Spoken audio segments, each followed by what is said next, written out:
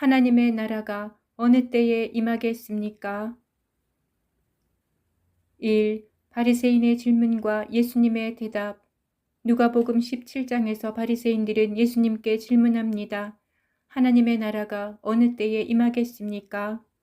바리새인들의 질문은 언뜻 보기에는 경건한 호기심처럼 보이지만 실상은 자신들이 생각하고 기대하던 메시아 왕국 곧 로마를 무너뜨리고 유대 민족을 해방시켜줄 정치적이고 가시적인 나라에 대한 바람이 담긴 질문이었습니다.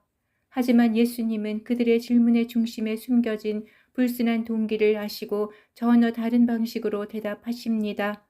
하나님의 나라는 볼 수 있게 임하는 것이 아니요 또 여기 있다 저기 있다고도 못하리니 하나님의 나라는 너희 안에 있느니라. 이 말씀은 오늘날까지도 종종 오해를 낳는 본문입니다. 어떤 이들은 이를 근거로 하늘의 천국이나 지옥은 없으며 결국 마음속의 평화나 영적 상태를 말하는 것이라 주장하기도 합니다. 그러나 예수님의 의도는 단순한 내면의 상태를 말한 것이 아닙니다. 그분은 예수 그리스도 자신을 통해 이미 하나님의 나라가 그들 가운데 임해 있다고 말씀하신 것입니다. 하나님의 나라는 이미 예수님의 임재 가운데 시작되었지만 그 나라는 바리새인들이 상상했던 눈에 보이는 정치적 왕국이 아니라 하나님의 통치가 임한 상태를 의미합니다. 그들은 그리스도께서 자신들 눈앞에 계신 분을 알아보지 못했고 결국 그 나라의 실체를 보지 못하게 됩니다. 이 인자의 날, 하나님의 나라가 완성되는 날, 예수님은 바리새인의 질문에 대답한 후 제자들을 향해 하나님의 나라와 인자의 날에 대해 더 깊은 설명을 이어가십니다. 때가 이르리니 너희가 인자의 날 하루를 보고자 하되 보지 못하리라. 여기서 인자의 날이란 용어는 성경에서 다양한 방식으로 해석되어 왔습니다. 학자들은 보통 5가지 해석을 제시합니다. 1. 예수님의 초림을 의미한다는 견해. 2. 공중 강림 휴거의 날로 보는 견해. 3. 지상 재림, 세상을 심판하시는 날. 4. 메시아의 큰 잔치, 천년의 혼인 잔치. 5. 천년 왕국이 시작되는 시점으로 보는 관점.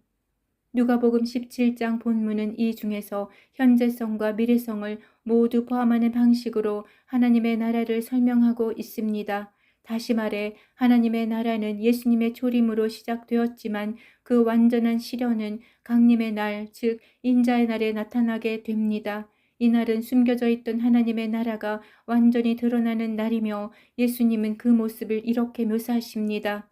번개가 하늘 아래 이쪽에서 번쩍이며 하늘 아래 저쪽까지 비침같이 인자도 자기 날에 그러하리라. 이 표현은 인자의 날이 은밀하게 임하지 않고 모든 이들이 눈으로 보게 될 만큼 명확하고 전 우주적인 사건이 될 것을 나타냅니다. 그러나 아이러니하게도 바리새인들은 그날을 보지 못할 것이라고 하십니다. 그 이유는 단순히 수명이 다해서가 아니라 그들이 하나님의 나라에 속하지 않는 자들, 즉 구속의 대상이 아니기 때문입니다. 3. 노아와 롯의 시대가 보여주는 인자의 날.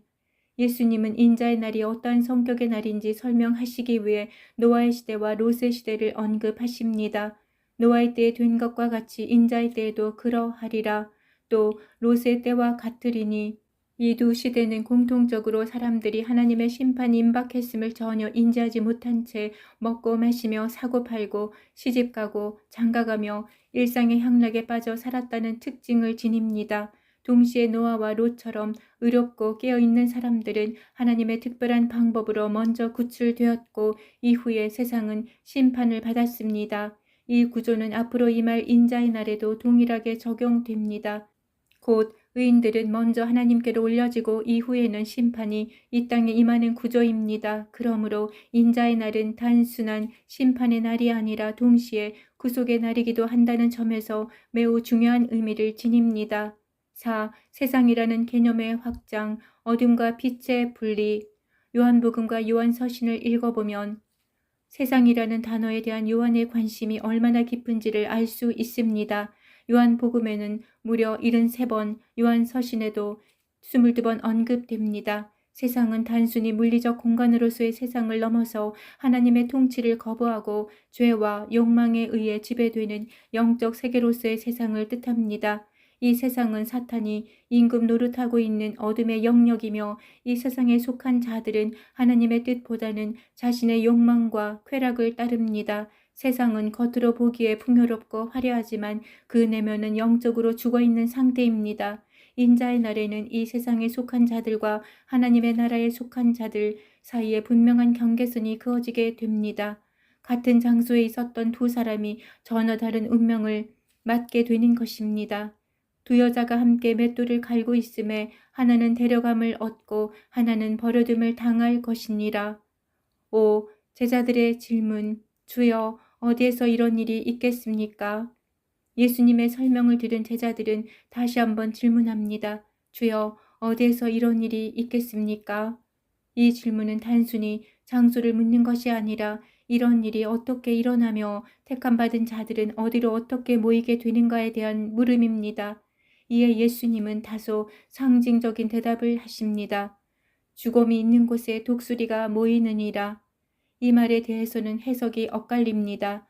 어떤 해석은 죽음을 멸망할 자들, 독수리를 심판을 집행하는 도구로 이해합니다.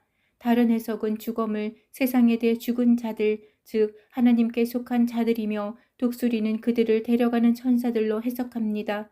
그가 큰 나팔 소리와 함께 천사들을 보내리니 그들이 그의 택하신 자들을 하늘이 끝에서 저 끝까지 사방에서 모으리라.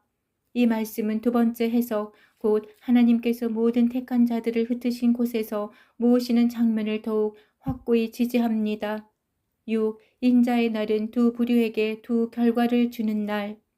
결론적으로 인자의 날은 하나의 사건이지만 두 종류의 사람에게 전혀 다른 의미로 임하는 날입니다.